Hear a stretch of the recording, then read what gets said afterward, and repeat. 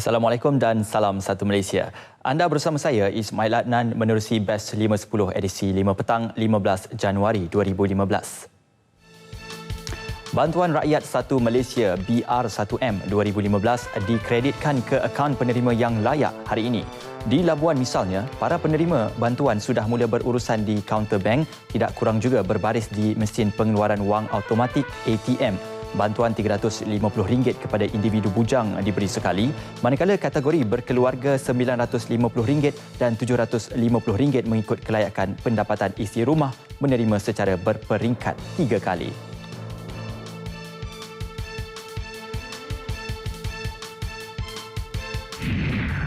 Sementara itu, penjawat awam menerima pemberian bonus hari ini. Bonus setengah bulan gaji dengan bayaran minimum RM500 dan dipercepatkan pembayarannya sedikit sebanyak meringankan beban perbelanjaan.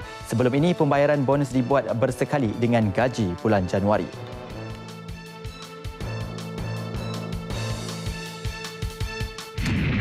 Lapan penumpang sebuah bas persiaran maut, 7 daripadanya rentung sementara 22 lagi cedera, kebanyakannya parah dalam kemalangan di kilometer 326.3 Lebuh Raya Utara Selatan plus arah selatan berhampiran susur keluar Tapah.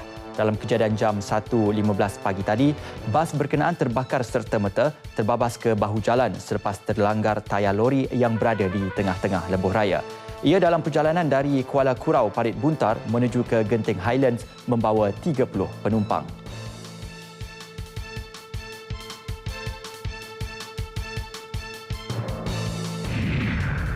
Ini pula susulan isu sepucuk surat rasmi yang didakwa dihantar Datuk Seri Dr. Ahmad Zahid kepada FBI yang tersebar melalui laman sosial dan dipolemikkan laman portal Pro Pembangkang.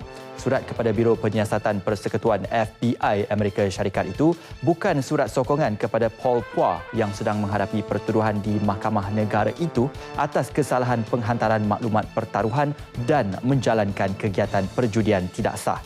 Sebaliknya, ia adalah surat penjelasan yang menyatakan dua perkara tidak wujud kumpulan kongsi gelap 14K di Malaysia sementara Paul juga bukan ahli kumpulan 14K di negara ini. Nilai pembangunan semula kampung baru di Ibu Negara dianggar berjumlah RM61 bilion dan mampu menjana hampir 47,000 peluang pekerjaan menjelang 2035. Perkara itu terkandung dalam Pelan Induk Terperinci Pembangunan Kampung Baru PITPKB dilancarkan Timbalan Perdana Menteri Tan Sri Muhyiddin Yassin. PITPKB merupakan visi kerajaan menjadikan kampung baru sebagai sebuah pusat kebudayaan Melayu dan enklav aktiviti ekonomi baru Bandaraya Kuala Lumpur. Kerajaan juga memberi jaminan pembangunan semula kampung baru tidak akan meminggir dan mengabai hak pemilik dan pewaris tanah. Sementara itu, Perbadanan Tabung Pendidikan Tinggi Nasional PTPTN menawarkan pengecualian cukai bagi penggantikan dokumen tawaran pembiayaan yang musnah akibat banjir. Pengecualian ini termasuk menggantikan kad Skim Simpanan Pendidikan Nasional SSPNI. Pengecualian ini bagi meringankan bebanan pelanggan khusus yang terjejas teruk akibat banjir. Pelanggan hanya perlu memaklumkan kepada mana-mana 25 pejabat atau cawangan PTPTN seluruh negara.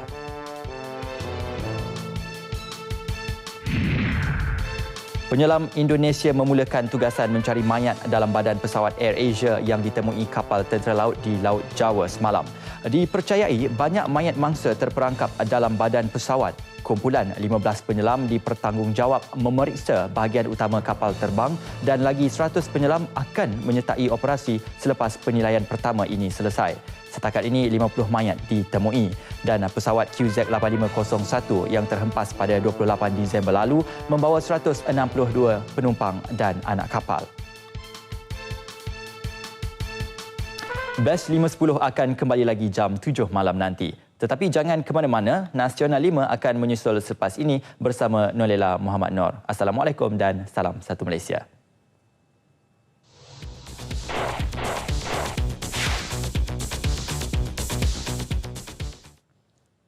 Ya saudara, inilah Nasional 5, saya Nolela Muhammad Noor. Fokus utama 15 Januari. Pakej bantuan banjir diumum Selasa depan.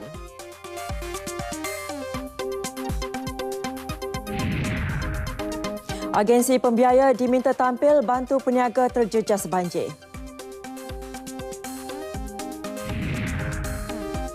Pembuat bot dan kapal aluminium Bumiputra peroleh tender antarabangsa. Juga langsung seketika nanti bersama Gracia Vicky Chua dari Sarawak. Tidak ketinggalan laporan lintas langsung dari Sabah bersama Jovinia Jim Lajim dan Wan Al-Syahili Mior Zainuddin dari Perak. Semuanya selepas sini.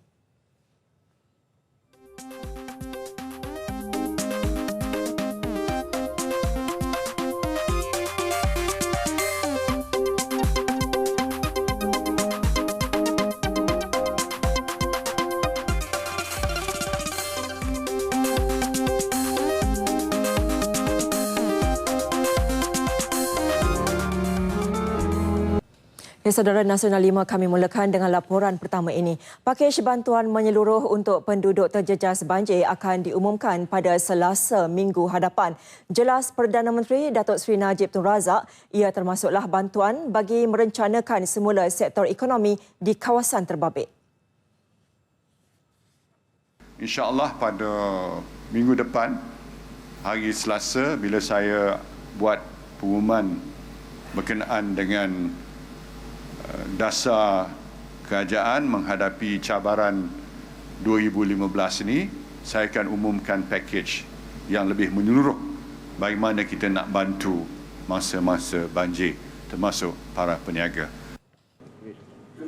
Dalam pada itu, Perdana Menteri turut mengumumkan produk terbaru Bank Rakyat bagi membantu penduduk terjejas banjir, iaitu pembiayaan peribadi I. Ia terbuka kepada penjawat awam, swasta dan pesara, di mana turut memberi keistimewaan dalam tempoh 6 bulan pertama dikecualikan bayaran.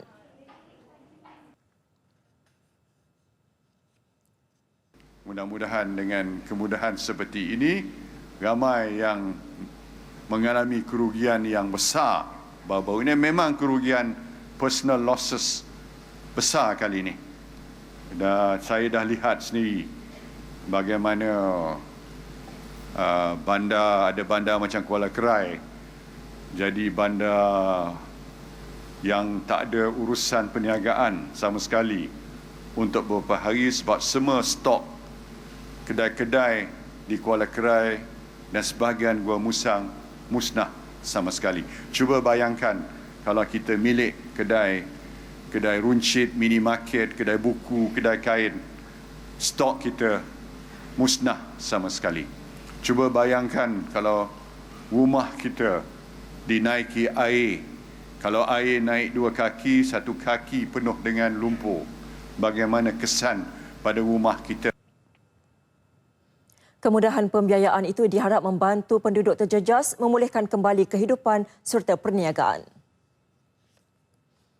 Dalam pada itu, Tabung Ekonomi Kumpulan Usaha Niaga Tekun, Amanah Ikhtiar Malaysia AIM, MARA dan SME Corporation diminta tampil membantu pengusaha dan peniaga kecil terjejas banjir. Gesaan diulangi Timbalan Perdana Menteri Tan Sri Muhyiddin Yassin agar penyelarasan antara agensi segera dilakukan untuk memulihkan aktiviti ekonomi penduduk. Dan lain-lain agensi yang ada mengeluarkan bantuan-bantuan termasuklah SME Corp dapat disatukan supaya kita dapat tahu berapa amount dana yang tersedia ada yang boleh diberikan untuk membantu pengusaha dan peniaga-peniaga kecil. Ini di seluruh kawasan-kawasan yang terlibat di seluruh negara. Jadi langkah pertama, daftarkan siapa yang tidak dapat meneruskan perniagaan, rosak, warung dah dihanyut dan sebagainya. Ini dianggap agak kritikal kerana kalau tidak dibantu maka mereka tidak ada pendapatan. Dan saya kira satu usaha perlu dibuat dengan seberapa segeranya lah. Ini akan timbulnya isu-isu soal tapak, pelbagai-bagai perkara. It is a massive exercise. Tapi apapun, ini sudah dikenal pasti sebagai salah satu usaha yang perlu dibuat untuk memulihkan segera kehidupan mangsa-mangsa banjir. Bantuan wang ihsan sudah mula dibayar kepada keluarga penduduk terjejas banjir secara berperingkat. Jelas Tan Sri Muhyiddin, pembayaran dibuat sebagai langkah susulan yang diambil oleh Kerajaan Persekutuan untuk membantu penduduk terjejas banjir di negeri terlibat. Bayaran sagu hati RM500 bagi setiap mangsa yang berpindah dan juga RM500 bagi mangsa yang tidak berpindah tetapi disahkan sebagai mangsa banjir sudah pun mula dibayar. Dan ini saya telah minta supaya disegerakan. Kemudian bagi mereka yang ditimpa kemalangan maut dan sebagainya, kita bayar RM5,000 sebagai wang ihsan kepada waris-waris. Beliau bercakap pada sidang media selepas pelancaran pelan induk terperinci pembangunan kampung baru di Ibu Negara. Tan Sri Muhyiddin turut memaklumkan program latihan khidmat negara PLKN di semua negeri terjejas banjir akan ditangguhkan tahun ini. Perkara lagi lah PLKN di bawah Kementerian Pertahanan, kita putuskan tangguh PLKN untuk tahun ini. Dan atas dasar itu kita boleh gunakan di kawasan yang berkenaan ini di Kelantan saja. Contohnya ada 3 tempat PLKN yang mana dia perlu diubah suai sedikit supaya mangsa-mangsa yang terpilih seperti di Kuala Krai dan sebagainya boleh ditempatkan di situ. Selain pusat PLKN, beberapa kawasan lain turut dikenal pasti sebagai kawasan penempatan sementara. Antaranya kem-kem tentera di Jajahan Kelantan dan 1,000 unit projek perumahan rakyat di Gua Musang yang dilengkapi dengan kemudahan asas. Penempatan sementara juga boleh dibangunkan di atas tanah kerajaan negeri berkeluasan 9 ekar di Kelantan. Bagi penduduk terjejas yang memiliki tapak tanah sendiri, Kabinet juga bersetuju membina rumah kekal menggunakan semula bentuk model rumah yang telah diluluskan di bawah CIDB. Projek akan dibina di atas aras tanah setinggi 8 kaki, membabitkan kos RM48,000 seunit. Kos binaan akan ditanggung pihak kerajaan melalui peruntukan RM700 juta di bawah Majlis Keselamatan Negara. Jabatan Latihan Khidmat Negara JLKN sedia menghantar lebih ramai pelatih PLKN ke tempat-tempat dilanda banjir mengikut keperluan. Ia sebahagian daripada modul khidmat komuniti yang menerapkan semangat kesukarelawan. Menurut Timbalan Menteri Pertahanan, Dato' Abdul Rahim Bakri, sebelum ini sudah ada beberapa kumpulan pelatih PLKN dihantar ke negeri-negeri yang dilanda banjir. Kita memang berusaha dari masa ke semasa bergantung kepada keadaan. Sekiranya keperluan itu memang diperlukan, kita akan menggerakkan semua anggota-anggota PLKN daripada semua tempat di negeri-negeri yang lain pun. Seramai 300 pelatih PLKN dari Kem Paya Indah Wetlands, Kem Princess Haliza Sepang dan Kem PLKN Jugra Banting ke negeri-negeri terlibat banjir, terutamanya Kelantan selama 9 hari bermula Isnin lepas. Terdahulu, Dato' Abdul Rahim menghadiri taklimat Pusat Operasi Bantuan Bencana Banjir peringkat Kementerian Pertanian dan Asas Tani MOA Kami Prihatin di Dengkil. Harga diskaun di antara 20 hingga 50% ditawar di 67 pasar tani khas pasca banjir. Lokasinya di 51 kawasan parlimen seluruh negara. Namun tumpuan diberi di kawasan terjejas banjir. Ketua Pengarah Fama, Datuk Ahmad Ishak menjelaskan, usaha ini akan memudahkan mangsa banjir mendapatkan bekalan makanan yang mereka inginkan. Ia juga dapat mengurangkan beban perbelanjaan harian dengan tidak berbelanja besar untuk membeli makanan keperluan harian. Ayam ni ada 2 kategori, kena faham. Ada ayam standard, ayam super. Ayam standard ni ada kaki, ada kepala, ada hati pedal. Ayam super ni clean, tak ada kepala, tak ada kaki, tak ada hati pedal, bulat. Semua panggil ayam bulat lah. Ataupun dia panggil ayam super. Dia jual pun harga RM6. Harga biasa tu saya ingat ayam super ni kan mau dekat RM9 juga tu. Pasar tani khas pasca banjir akan beroperasi di kawasan terjejas banjir sehingga keadaan pulih seperti sedia kala. Dato' Ahmad ditemui media di Pejabat Fama Dengkil.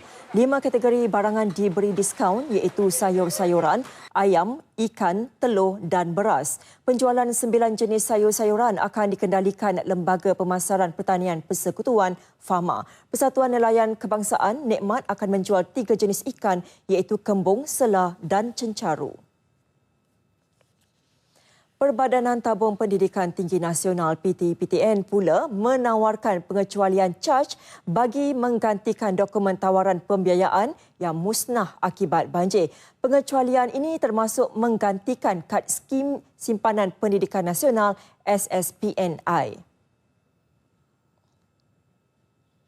Pengerusinya Datuk Syamsul Anwar Nasarah berkata, pengecualian ini bagi meringankan bebanan pelanggan khusus yang terjejas teruk akibat banjir. Beliau menjelaskan pelanggan hanya perlu memaklumkan kepada mana-mana 25 pejabat atau cawangan PT-PTN seluruh negara. Selain itu, peminjam yang mempunyai masalah keuangan untuk pembayaran balik juga boleh tampil berbincang bagi penstrukturan semula pembiayaan.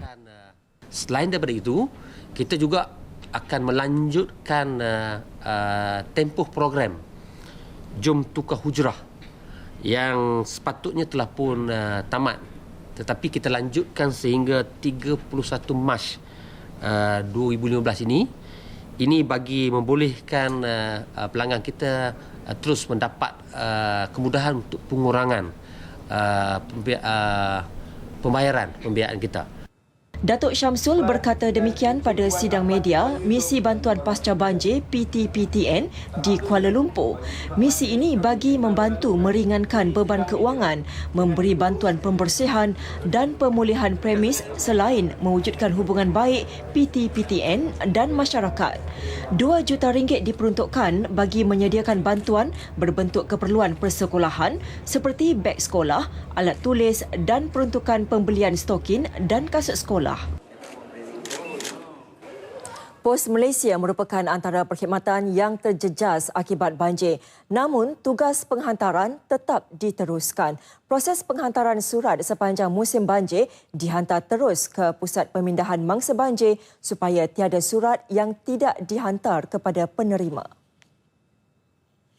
Menurut Ketua Pegawai Eksekutif Pos Malaysia, Datuk Iskandar Mizal Mahmud, dakwaan berhubung kerosakan surat dan barangan yang perlu dihantar akibat banjir adalah tidak benar. Kesemua surat telah dihantar kepada penerima tanpa sebarang kerosakan. Yes, there were minor disruption because some of our post offices were affected, but our mail processing centres were unaffected, by and large were unaffected, and we actually did deliver the letters to the relief centres. Would you believe that? We have all the names of those people there, and we actually delivered the letters to the relief centres. Datuk Iskandar menjelaskan demikian kepada media selepas pelancaran logo identiti korporat Pos Malaysia yang baru. Pelancaran logo tersebut menandakan bermula sistem penghantaran yang moden dan cepat mengikut peredaran masa, termasuk pembayaran bil serta perkhidmatan lain. Logo tersebut dilancarkan oleh Menteri Komunikasi dan Multimedia Datuk Seri Ahmad Syabrici. Berikut jumlah terkini penduduk terjejas banjir yang masih berada di pusat pemindahan setakat 2 petang ini. Ia melibatkan 2,953 orang. Di Perak, ia melibatkan 1,561 orang. Di Kelantan, 908 orang. Di Pahang pula melibatkan seramai 446 orang. Manakala di Sabah melibatkan 38 orang.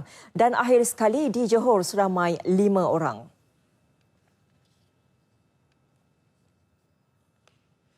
Pengagihan Bantuan Rakyat 1 Malaysia BR1M 2015 hari ini membolehkan penduduk yang terjejas banjir di Kelantan menarik nafas lega. Langkah kerajaan menyegerakan bayaran BR1M sedikit sebanyak membantu penduduk yang masih kesedihan kehilangan tempat tinggal dan harta benda yang musnah.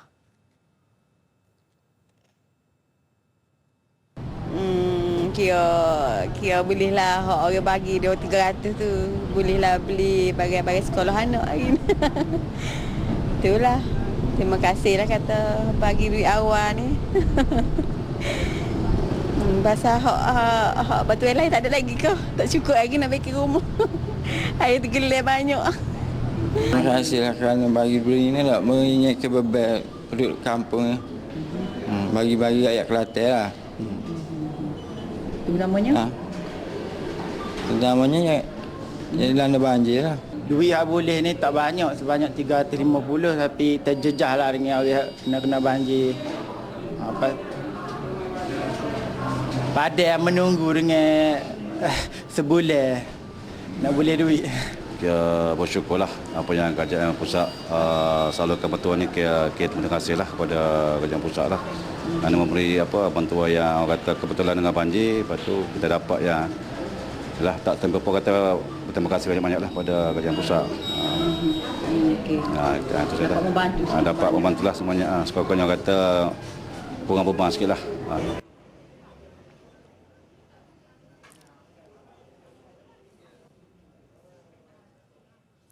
Dalam pada itu, di Labuan, para penerima bantuan sudah mula berurusan di kaunter bank, tidak kurang juga berbaris di mesin pengeluaran wang automatik ATM. Faedahnya besar sangatlah pada kami yang orang yang pertengahan ini. Jadi dapat membantu kami sedikit sebanyaklah. Macam bagi keluarga, anak sekolah, belanja yang lain lagi dah. BRIM ini sangat berguna untuk kami, terutamanya macam saya yang sudah berkeluarga, dapat meringankan beban, dapat membeli barang keperluan yang penting lah. Terima kasih kepada pihak kerajaan lah. Bantuan RM350 kepada individu bujang diberi sekali, manakala kategori berkeluarga RM950 dan RM750 mengikut kelayakan pendapatan isi rumah menerima secara berperingkat 3 kali. Sementara itu, penjawat awam turut menerima pemberian bonus yang dibayar hari ini. Bonus tengah bulan gaji dengan bayaran minimum RM500 yang dipercepatkan itu sedikit sebanyak meringankan beban perbelanjaan.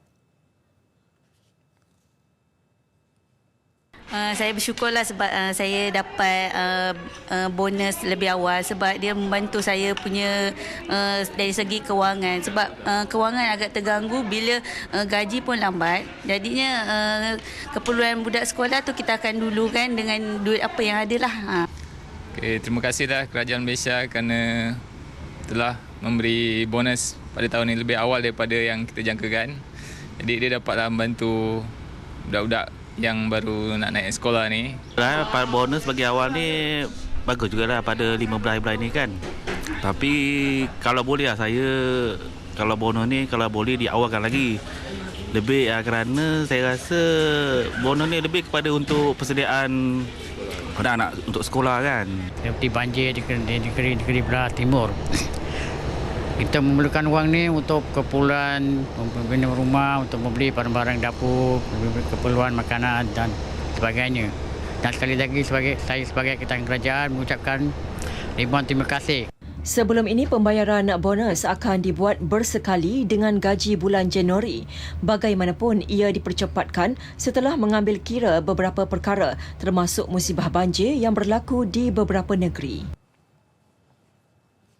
Baiklah, kita beralih ke laporan kemalangan di kilometer 326.3 Lebuhraya Utara Selatan Plus arah selatan berhampiran susul keluar tapah. Sekurang-kurangnya 8 penumpang sebuah bas persiaran maut, 7 daripadanya rentung dan 22 yang lain cedera, kebanyakannya parah. Dalam kejadian awal pagi tadi, bas berkenaan terbakar serta-merta selepas terbabas ke bahu jalan selepas terlanggar tayar lori yang berada di tengah-tengah lebuhraya. Berikut visual selepas kemalangan yang kami perolehi daripada laman-laman sosial yang dimuat naik sejak awal pagi tadi. Kejadian kira-kira jam 1.15 pagi itu berlaku ketika bas berkenaan dalam perjalanan dari Kuala Kurau, Parit Bunta menuju ke Genting Highlands membawa kira-kira 30 penumpang. Ketua Polis Daerah Tapah Superintenden Somsak Din Keliau berkata, siasatan awal mendapati kejadian berlaku apabila bas berkenaan melanggar satu tayar lori yang berada di tengah-tengah laluan sebelum terbabas ke kiri jalan dan merempuh sebuah kereta yang berhenti di bahu jalan sebelum terbakar. Pemandu kereta berkenaan dipercayai memberhentikan keretanya untuk mengalihkan tayar berkenaan namun tidak sempat melakukannya. Identiti kesemua 8 penumpang yang rentung dalam nahas ngeri berkenaan telah dikenal pasti.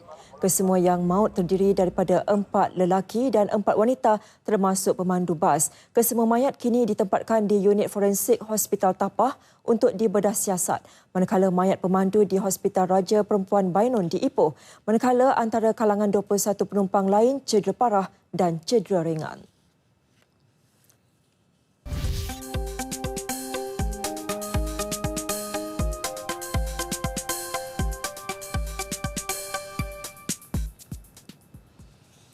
Sebuah NGO Suara Ulama Pondok Kelantan, Suara Pondok, mendesak pihak berkuasa menyegerakan siasatan peguam kontroversi Eric Paulson yang mengaitkan JAKIM dengan kegiatan ekstremisme agama. Ketua Penerangannya Muhammad Syamsul Muhammad Yusof berkata, perkara sebegitu tidak boleh dibiarkan kerana mampu membawa kepada perpecahan dalam masyarakat dan mengganggu gugat keharmonian dinikmati negara selama ini. Malah kenyataan Eric yang mempertikaikan kredibiliti pihak polis menahannya juga tidak boleh dipandang ringan. Kalau kita tidak ambil tindakan terhadap dia, tidak siasat statement ini, dia seolah-olah sudah mengajak rakyat supaya tidak percaya lagi kepada pihak polis. Cukup bahaya. Beliau ditemui pemberita selepas membuat laporan polis mengenai perkara itu di Balai Polis Kubang Kerian, Kota Baru. Bagi pesara tentera alias Ismail, kenyataan didakwa dibuat peguam itu nyata menyinggung perasaan bukan hanya kepada anggota polis, malah badan-badan beruniform lain. Kenyataan dia tu saya teramat-amat duka cita lah bagi pihak bekas tentera ni. Seolah-olah menggambarkan satu propaganda atau provokasi untuk memecah belahkan akaun di Malaysia ni. Suruhanjaya Komunikasi dan Multimedia SKMM bekerjasama dengan Jabatan Kemajuan Islam Malaysia JAKIM dan polis menyiasat kes Eric Paulson yang didakwa menuduh JAKIM mempromosi fahaman ekstremis pada setiap Jumaat.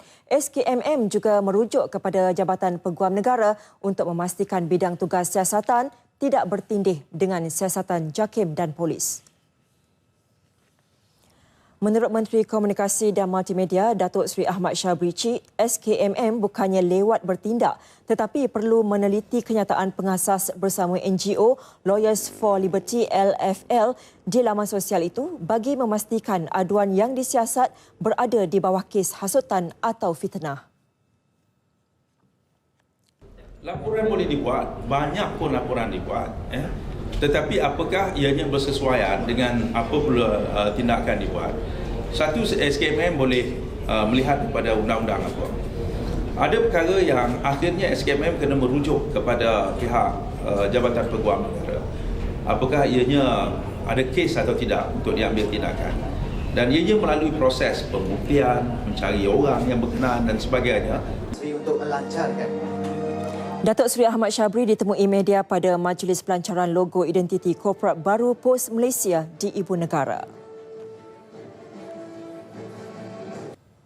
Tumpuan seterusnya beralih kepada laporan langsung dari negeri-negeri. Dan untuk laporan penuh, kita mulakan dengan laporan dari Sarawak. Terus saja kita bersama Gracie Vicky Chua di sana.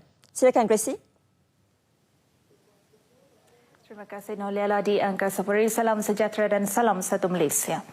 Kabinet Sarawak hari ini menjadi kerajaan negeri pertama di Malaysia yang mendandatangani Ikrar Integriti. Majlis bacaan dan mendandatangani Ikrar Integriti diketuai Ketua Menteri Datuk Patinggi Tan Sri Adnan Satem dan disertai semua Menteri dan Menteri Muda Kabinet Negeri Sarawak kecuali Menteri Perancangan Sumber dan Alam Sekitar kedua yang kini berada di luar negara. Majlis yang berlangsung di Wisma Bapa Malaysia di Putrajaya Kuching disaksikan oleh Menteri di Jabatan Perdana Menteri Datuk Paul Lau Seng Kwan dan Timbalan Ketua Suruhanjaya Pencegahan Rasuah Malaysia SPRM Datuk Mustafa Ali. Ketua Menteri Datuk Patinggi Tan Sri Adnan Satem berkata Ikrar Integriti yang ditandatangani Barisan Kabinet Negeri Sarawak merupakan ikrar serius kerajaan negeri dan bukan main-main. Today is the day the time we play. To show our sincerity in running a government, to show our honesty in running a government for the people. Jelasnya, ikrar integriti ini merupakan langkah pertama dalam menangani gejala rasuah dan semua pihak yang telah menandatangani ikrar integriti diingatkan agar menghormati ikrar tersebut. Bercakap pada sidang media selepas majlis tersebut, beliau turut menjelaskan ikrar tersebut bukan sekadar pertunjukan dan pihak yang dengan sinis mempersoalkannya diminta agar tidak terlalu cepat menilai usaha murni kerajaan ini. Sebagai permulaan ikrar, Barisan Kabinet Negeri perlu membuat pengisytiharan harta kepada Ketua Menteri secepat mungkin dan Ketua Menteri sendiri telah mengisytiharkan hartanya kepada Perdana Menteri. Sementara itu, Datuk Paul Lau ketika ditemui teruja dengan usaha kerajaan Sarawak ini. It shows the strong political will and the commitment of the leadership of this state. Because the pledge is a serious thing. It's like a promise to the public that this is. Tambahnya, beliau akan mengesyorkan kesungguhan Sarawak ini kepada Kabinet Pusat kerana Sarawak merupakan contoh terbaik. 6 sekeluarga tinggal sehelai sepinggang apabila rumah kayu yang mereka diami selama 10 tahun musnah dalam kebakaran di Kampung Sulkandis, Kuching pagi tadi.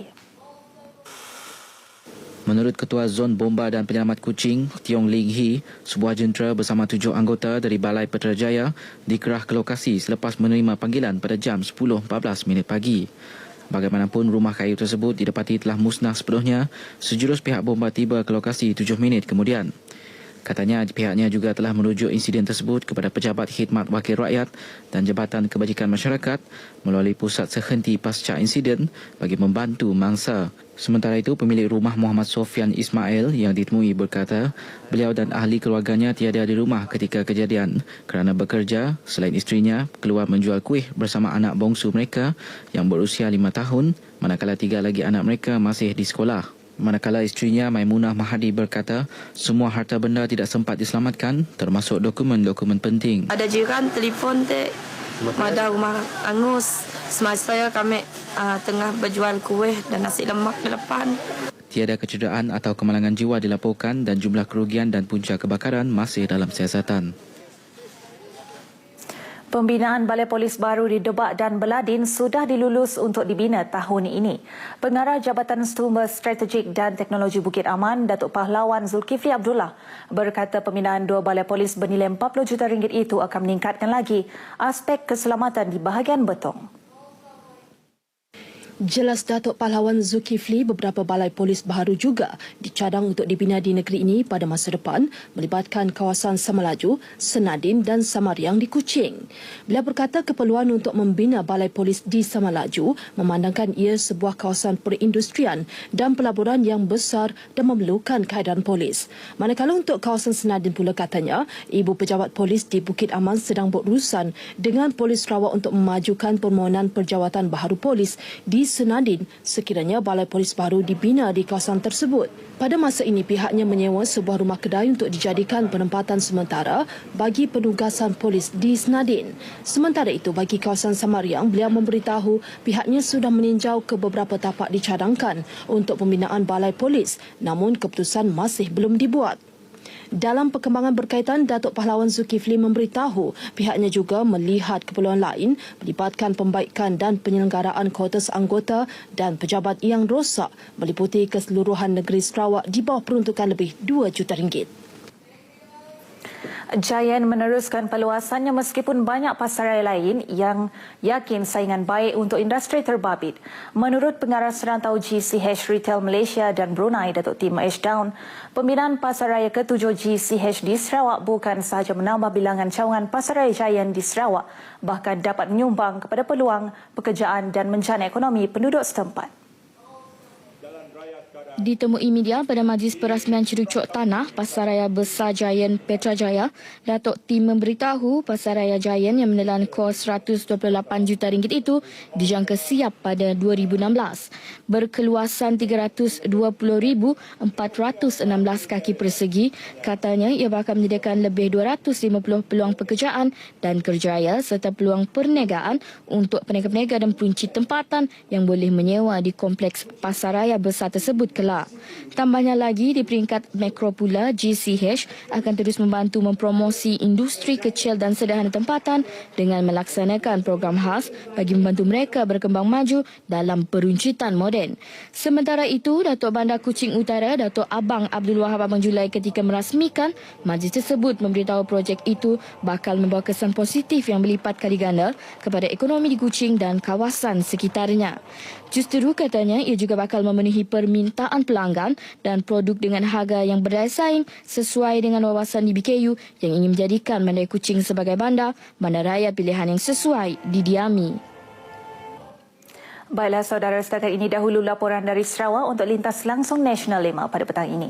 Seterusnya kita bersama Jovinia di Kota Kinabalu. Terima kasih Gracia di Kuching, Sarawak. Salam sejahtera dan salam satu Malaysia. Kementerian Pembangunan Infrastruktur bercadang membina rumah pam air di beberapa kawasan sebagai satu pendekatan untuk mengatasi banjir. Timbalan Ketua Menteri yang juga Menteri Pembangunan Infrastruktur Tan Sri Joseph Pairing Kitingan berkata, ia berikutan keberkesanan rumah pam air yang dibina di kawasan Likas, Inanam dan Kota Kinabalu dalam mengurangkan masalah banjir di kawasan tersebut. If we can do that in principle, in other words, we may have to put in a few places, spots to build this pump house. Jadi bila high tide pun kita kasih cepat pump out itu air, jadi itu flood pun boleh berkurangan awal. Tan Sri Pairing memberitahu media selepas mempengerusikan mesyuarat jawatankuasa induk perayaan Pesta Keamatan 2015 di Kota Kinabalu. Selain pembinaan rumah pam air, beliau berkata pelaksanaan projek stesen jawatankuasa hidro Ulu Padas, Beaufort, bukan sahaja untuk menjana tenaga elektrik, malah untuk mengatasi masalah banjir di Tenom dan Beaufort serta kawasan sekitarnya. Kerajaan juga melaksanakan pendekatan lain untuk mengatasi masalah banjir, termasuk menambah baik sistem saliran dan pengairan sedia ada. Malah katanya Kerajaan Persekutuan telah meluluskan RM9 juta kepada Jabatan Pengairan dan Saliran JPS Sabah bagi tujuan tersebut. Di pihak Kerajaan Negeri pula, Ketua Menteri Datuk Seri Panglima Musa Haji Aman sentiasa komited memastikan masalah banjir dapat diatasi. Sabah telah menghadapi banjir di beberapa kawasan termasuk Beaufort, Tenom, Penampang, Kota Belud, Kudat, Pitas dan Sandakan. Perbicaraan 30 individu yang menghadapi pelbagai pertuduhan berkaitan pencerobohan di Lahad Datu hari ini disambung dengan prosedur pengecaman 4 telefon bimbit yang dirampas dari rumah teres satu tingkat di Taman Kailah 1 Jalan Kampung Perigi Sempurna. Telefon bimbit tersebut dirampas semasa penangkapan Abdul Hadi Mawan pada 14 Mac 2013 yang dipercayai terlibat dalam pencerobohan itu.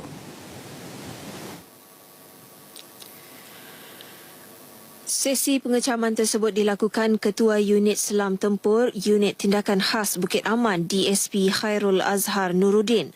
Saksi ke-60 itu memberitahu Mahkamah Tinggi Kota Kinabalu 3 daripada telefon bimbit itu berjenama Nokia berwarna kelabu dan hitam, manakala satu lagi berjenama Blueberry berwarna putih. Katanya kesemua telefon bimbit itu mempunyai ciri-ciri sama ketika dirampas dari rumah berkenaan. Menurut DSP Khairul, satu daripada telefon bimbit berjenama Nokia digunakan oleh tertuduh Abdul Hadi Mawan. Abdul Hadi Mawan ditangkap semasa operasi Opsulu yang turut menyaksikan penangkapan 36 individu lain kerana tidak memiliki dokumen. Perbicaraan berlangsung di hadapan Hakim Stephen Chung. 3 balai bomba di negeri ini iaitu Balai Bomba Sembulan, Sandakan dan Tawau masing-masing menerima sebuah jentera perkhidmatan penyelamatan dan rawatan kecemasan EMRS. Ketiga-tiga jentera itu merupakan antara 18 jentera EMRS yang akan diterima Jabatan Bomba dan Penyelamat Malaysia JBPM Sabah tahun ini di bawah rancangan Malaysia ke-10. Peralatan medical adalah peralatan yang begitu tinggi spek dia, begitu berkualiti. Kita tidak boleh mengambil yang spesifikasi yang rendah kerana dia adalah melibatkan nyawa. Jadi spek ini adalah spek yang tertinggi, malah antara yang terbaik, diakui sendiri oleh pakar-pakar hospital.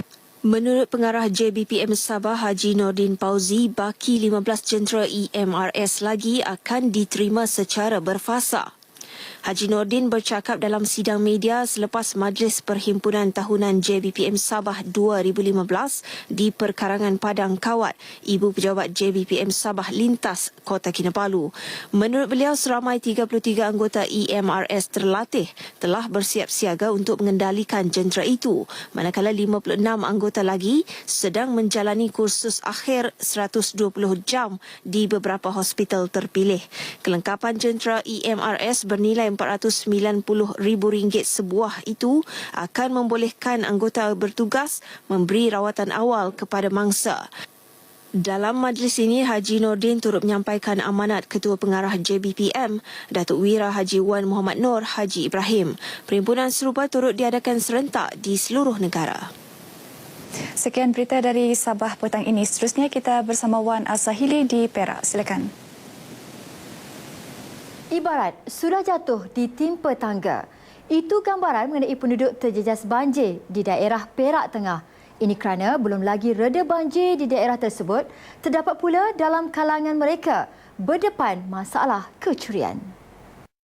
Musa Mak Rendah, 46 tahun yang tinggal di Kampung Bendam Besar misalnya, kehilangan motosikal ketika beliau berada di pusat pemindahan. Ketika air naik di sekitar rumahnya, beliau telah memindahkan motosikal tersebut di tepi jalan.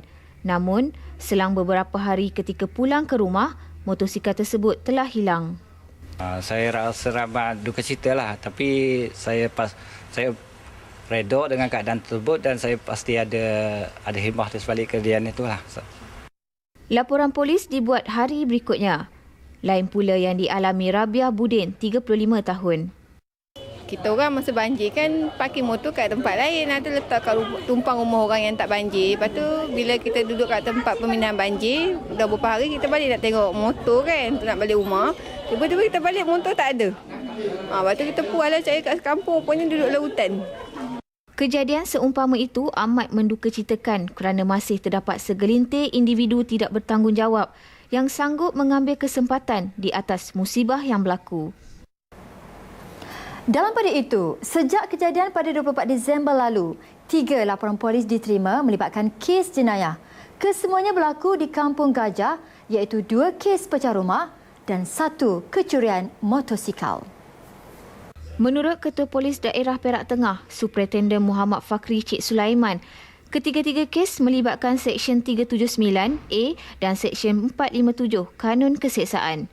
Kerugian dianggarkan RM25,000. Sementara kes-kes yang lain pun juga masih ada yang terdapat di kawasan sekitar tapi tidak dibuat laporan polis.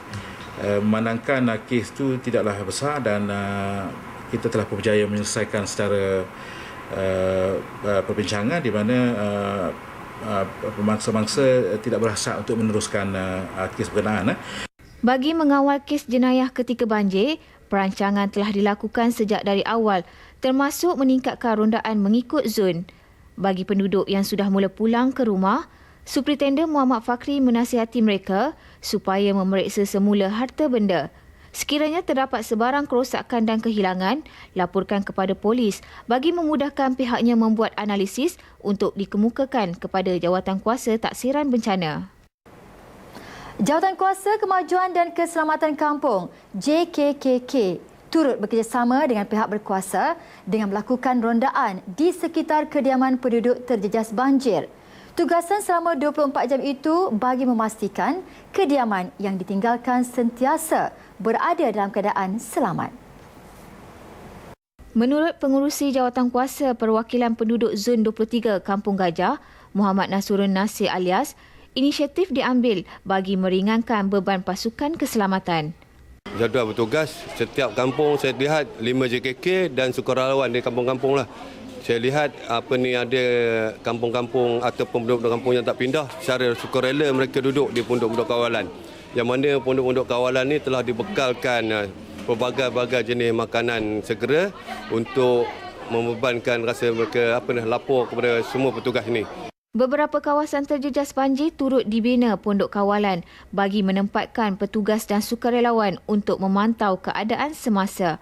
Setiap pondok turut dibekalkan dengan keperluan harian yang lengkap bagi memastikan barangan tidak terputus. Kelab Motor Radio Televisyen Malaysia RTMBC menganjur kempen derma darah bagi membantu masyarakat yang terjejas banjir, terutamanya di Pantai Timur. Kempen yang dianjurkan dengan kerjasama Kementerian Kesihatan itu mendapat sambutan menggalakkan dalam kalangan kaki tangan RTM. Dari jam 10 pagi sehingga 4 petang, lebih 100 penderma telah pun menderma darah yang bertempat di Wisma Radio Angkasa Puri. Satu perasaan yang sangat bangga lah. At least kita ada cara untuk kita menyumbang kepada mereka. So, derma darah adalah salah satu cara yang elok sebenarnya kalau kita teruskan lagi, bukan saja untuk mangsa banjir tetapi kepada mereka yang memerlukan. Terima kasih kepada RTM kerana membuatkan sesuatu, dapat mengumpulkan warga RTM untuk menyumbangkan sesuatu kepada mangsa-mangsa banjir. Tak dapat sumbang besar pun, dapat sumbangkan darah pun, dah Alhamdulillah. Pihak RTM Bikers juga di Angkasa Puri ini mengambil peranan untuk menganjurkan program menderma darah ini untuk kaki tangan di Angkasa Puri ini sendiri untuk menyumbang, untuk mengisi tabung darah yang diusahakan oleh Pusat Darah Negara. Kempen derma darah tersebut juga untuk mengisi tabung bekalan darah Pusat Darah Negara PDN bagi keperluan negeri terbabit dalam banjir. Banjir besar yang melanda Pantai Timur khususnya di Kelantan baru-baru ini terus mendapat simpati pelbagai pihak. Di Jitra Kedah, pelbagai jenis barangan keperluan bernilai lebih RM50,000 dikumpul hasil inisiatif Jawatankuasa Balai Polis Komuniti Bandar Darul Aman. Menurut Ketua Polis Daerah Kubang Pasu, Superintendent Abdul Rahim Abdullah, barangan tersebut disumbangkan usahawan dan komuniti setempat di Kubang Pasu. Antara barangan yang disumbangkan termasuk pakaian seragam sekolah, tuala mandi, selimut dan air mineral. Boleh dikatakan sebahagian daripada bantuan ini akan juga kepada warga polis yang mengalami musibah banjir di kawasan Pantai Timur, asalnya di Kelantan, dan sebahagian lagi akan diberi kepada masyarakat di Pantai Timur yang mengalami musibah banjir. Dan mereka ni pun paksa banjir ni untuk membersihkan kawasan-kawasan di mana pihak polis serta masyarakat Balai Polis Komuniti Darul Aman Jitra akan membantu masa-masa banjir tersebut. Beliau ditemui media setelah melepaskan misi bantuan kemanusiaan Pantai Timur, anjuran Balai Polis Komuniti Bandar Darul Aman di Jitra. Misi 11 pegawai dan anggota serta 50 sukarelawan orang awam itu menggunakan 6 lori, sebuah MPV dan sebuah bas. Badan Amal Kebajikan Angkatan Tentera BAKAT sentiasa bersedia untuk menghulurkan sebarang bantuan jika diperlukan. Sebagai isteri kepada anggota tentera, sudah menjadi tanggungjawab mereka untuk membantu masyarakat. Menurut Pengerusi Bakat 2 Division, Datin Rohima Mat Rejak, pihaknya sentiasa berada di belakang dan usaha murni itu akan diteruskan pada masa akan datang. Sepanjang 3 hari rombongan Bakat berkampung di Kem Desa Pahlawan, pelbagai bantuan peralatan sekolah disalurkan, termasuk kepada pelajar Sekolah Kebangsaan Manik Urai dan Sekolah Menengah Kebangsaan Dabong. Selain itu, mereka turut membantu menyediakan juadah kepada anggota yang bertugas dan membersihkan kawasan terjejas banjir. Saya harap usaha murni ini akan diteruskan. Okey, janganlah kita lepas ni dah selesai habis. Jadi saya harap kita boleh teruskan sumbangan ini dan kita haruslah pergi lihat semula kawasan-kawasan yang menjadi anak angkat kami 2 division ni, sekolah-sekolah terutamanya. Beliau menyatakan pada majlis penyampaian bantuan banjir Bakat 2 Division peringkat 8 Brigade.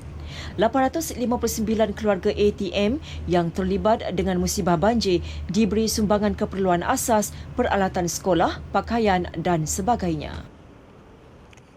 Masalah sampah yang banyak menjadi aspek utama yang perlu ditangani di kawasan terjejas banjir.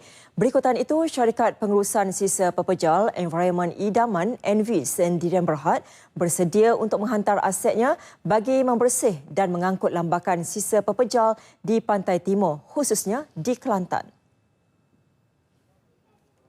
Ketua Pegawai Eksekutifnya Muhammad Syaiful Anwar Zainal berkata, pihaknya sebelum ini telah melakukan program tanggungjawab sosial korporat CSR seumpamanya dengan menghantar bantuan kepada hampir 1,000 penduduk terjejas banjir di Pantai Timur, Perlis, Perak dan Kedah. Kami juga mempunyai misi untuk membuat bantuan ke Kelantan dan juga negeri-negeri yang mengalami banjir yang teruk di Pantai Timur. Masih dalam perancangan dan insya-Allah jika dibenarkan oleh kerajaan pusat yang juga merupakan pengelola kepada konsesi syarikat idaman ini, kami akan terus ke sana. Insya-Allah. Terdahulu, Muhammad Syaiful Anwar menyampaikan bantuan kepada 60 mangsa letupan bom di Taman Ria Mesra 2, Gurun Kedah. Bantuan berbentuk barangan keperluan dapur itu turut disumbangkan Kelab Inisiatif Penjagaan Alam Sekitar, KIPAS, melibatkan peruntukan keseluruhan berjumlah RM8,000. Dalam kejadian itu, 4 orang termasuk seorang anggota tentera, Ayub Hashim, 34 tahun, terbunuh manakala 3 penduduk cedera parah. Turut terbunuh isteri Ayub, anak perempuannya serta anak jiran mereka. 44 buah rumah turut mengalami kerosakan. Kejadian dipercayai berpunca daripada letupan bom mortar dan peluru pelancar roket anti kereta kebal. Pembuat bot dan kapal aluminium milik Bumiputra yang berpangkalan di Bukit Tumbuh, Kuala Terengganu berjaya memperoleh tender antarabangsa daripada sebuah syarikat Australia untuk membina 2 buah tongkang berenjin pelbagai guna. Tender bagi kedua-dua bot yang diperoleh K Marine Sendirian Berhad berharga RM15 juta. Menurut pengerusinya, Datuk Wan Muhammad Al-Bakri Wan Muhammad Noor, tongkang sepanjang 10.8 meter dan 5.30 meter lebar ini bakal dihantar ke Christmas Island, Australia dalam masa terdekat untuk kerja-kerja di pelabuhan. Kontrak bagi membina kedua-dua tongkang itu diperoleh pada Januari tahun lalu dan siap dalam tempoh 8 bulan. Tongkang dengan kelajuan 11 knot menggunakan teknologi enjin Amerika Syarikat ini boleh menunda sehingga 8 tan metrik dan mampu membawa muatan sehingga 30 tan metrik. Selain itu, ia boleh bergerak dalam kawasan kedalaman air 1.3 meter untuk mengangkut kargo dari kapal ke pulau. Bot ini akan digunakan untuk menolak dan menunda kapal-kapal lain oleh kerana air di Christmas Island itu cetek. Jadi bot-bot besar, kapal-kapal besar tidak dapat mendekatkan diri mereka ke situ. Jadi bot inilah yang akan digunakan untuk beroperasi untuk menjalankan kerja-kerja demikian. Datuk Wan Muhammad Al-Bakri ditemui media di Kuala Terengganu sempena ujian tongkang berenjin berani di perairan Sungai Terengganu. Syarikat Australia tersebut memilih sendiri nama tongkang Berani dan Percaya kerana 40% penduduk di kepulauan tersebut boleh berbahasa Melayu. Sebelum ini, K Marine Sendirian Berhad pernah membina bot untuk Mauritius, Nigeria dan New Zealand yang mempunyai syarikat cari gali minyak di Dubai. Nilai pembangunan semula kampung baru di Ibu Negara dianggar berjumlah RM61 bilion dan mampu menjana hampir 47,000 peluang pekerjaan menjelang 2035. Perkara itu terkandung dalam Pelan Induk Terperinci Pembangunan Kampung Baru PITPKB dilancarkan Timbalan Perdana Menteri Tan Sri Muhyiddin Yassin hari ini. PITPKB merupakan visi kerajaan menjadikan Kampung Baru sebagai sebuah pusat kebudayaan Melayu dan enklav aktiviti ekonomi baru Bandaraya Kuala Lumpur.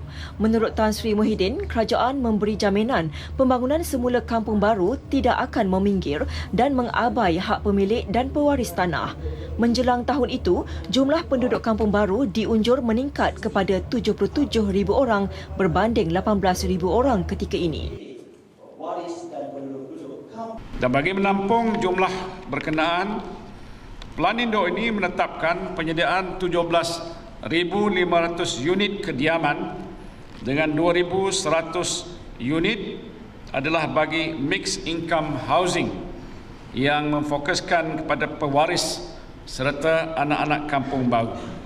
Ini merupakan bukti bahawa kerajaan hari ini akan memastikan tiada pemilik dan pewaris tanah yang akan terpinggir di dalam arus pembangunan semula kampung baru kelak. Penyediaan pelan memfokuskan dua aspek perancangan tanah seluas lebih 301 ekar melibatkan 1,355 lot dengan jumlah pemilik berdaftar 5,300 orang. Pelan induk itu mencadangkan sejumlah 90 juta kaki persegi luas lantai pembangunan, anggaran 3 kali ganda pembangunan keseluruhan KLCC. Penggubalan pelan induk itu telah melalui proses ketat dan pelbagai sesi rundingan berterusan bersama pemilik dan pewaris tanah. Sebanyak 5 sesi turun padang diadakan membabitkan kehadiran 2,388 orang dengan 88% daripadanya menyatakan setuju dengan pelan pembangunan semula itu. Pelan induk itu turut mencadangkan satu stesen MRT Line 2 dalam Kampung Baru.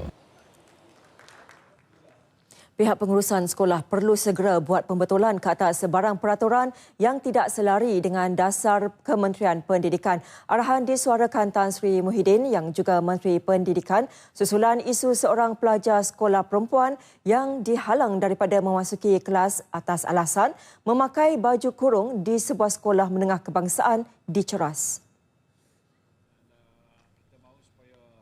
Beliau berkata pemakaian baju kurung seragam sekolah sebaliknya harus digalakkan sebagai baju kebangsaan. Setengah-setengah sekolah macam mana kes yang disebutkan tadi, ada aturan dia sendiri. Jadi saya fikir itu tidak betul, perlu dibetulkan. Kementerian akan minta supaya pihak sekolah memperbetulkan semula. Kerana dengan sebab isu sikit itu dah timbul tanggapan soal-soal yang dianggap perkauman. Bukan isu perkauman. Isu itu berbangkit kerana di sekolah itu ada arahan yang dibuat yang tidak selari dengan dasar yang ditetapkan oleh pihak Kementerian Pendidikan. Jadi langkah untuk memperbetulkan itu akan kita buat dan pihak sekolah, baik yang ini atau lain-lain sekolah, jangan mengenakan aturan-peraturan yang tidak disuruh oleh pihak kementerian. Beliau bercakap pada sidang media selepas pelancaran pelan induk terperinci pembangunan Kampung Baru PITPKB di Ibu Negara.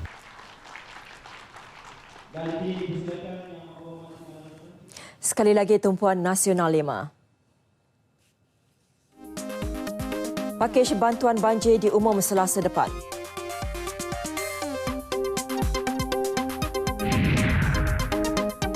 Agensi pembiaya diminta tampil bantu peniaga terjejas banjir.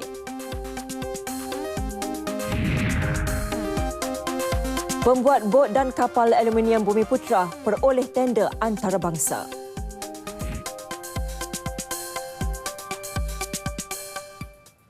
Baiklah saudara, setakat ini dahulu Nasional 5 untuk hari ini. Menyusul selepas ini laporan ramalan cuaca bersama pegawai dari Jabatan Meteorologi. Dengan itu, Assalamualaikum dan salam satu Malaysia.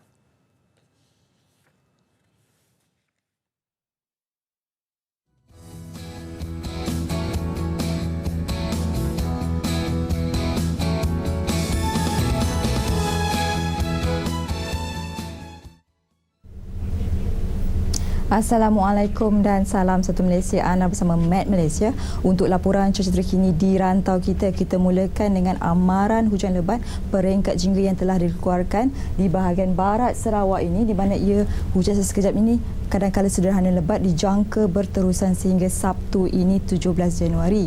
Dan dalam masa yang sama juga Met Malaysia telah mengeluarkan amaran laut peringkat ketiga di perairan yang ditandai merah dan juga amaran laut peringkat kedua yang ditandai jingga ini, di mana kesemua amaran berkuat kuasa sehingga Sabtu ini. Dan kerana ini adalah berbahaya untuk semua aktiviti perkapalan dan juga pantai, termasuk aktiviti menangkap ikan, perkhidmatan feri dan juga pekerja di pelantar minyak. Keadaan cuaca pada petang ini pula menunjukkan di kebanyakan negeri di semenanjung Malaysia pada ketika ini ada dalam keadaan cuaca cerah, dan cuaca cerah ini dijangka berterusan untuk sepanjang petang ini. Namun begitu, jika diperhatikan di sini cuaca mendung sedang menyelubungi dua buah daerah di Selangor, iaitu di daerah Sepang dan juga di daerah Hulu Langat. Dan Met Malaysia meramalkan cuaca pada malam ini insya-Allah di kebanyakan negeri adalah dalam keadaan tidak hujan untuk sepanjang malam ini. Manakala untuk paparan cuaca pula di negeri Sabah, di kebanyakan bahagian adalah dalam keadaan tidak hujan kecuali di bahagian pantai barat Sabah yang pada ketika ini sedang mengalami cuaca lembap, dalam keadaan cuaca lembap pada ketika ini dan dijangka berterusan sehingga lewat petang ini. Bagi wilayah Persekutuan Labuan pula adalah dalam keadaan mendung pada ketika ini. Untuk negeri Sarawak pula, hujan sekejap kadang-kadang sederhana ini masih lagi berterusan sehingga Sabtu ini. Dan Met Malaysia juga meramalkan cuaca pada malam ini di bahagian yang tertera ini akan mengalami hujan untuk negeri Sarawak, manakala untuk negeri Sabah pula jika diperhatikan di sini, di bahagian pantai barat Sabah dijangka akan mengalami hujan. Begitu juga dengan wilayah Persekutuan Labuan untuk malam ini. Sekian dari Malaysia, kembali ke Angkasa Puri.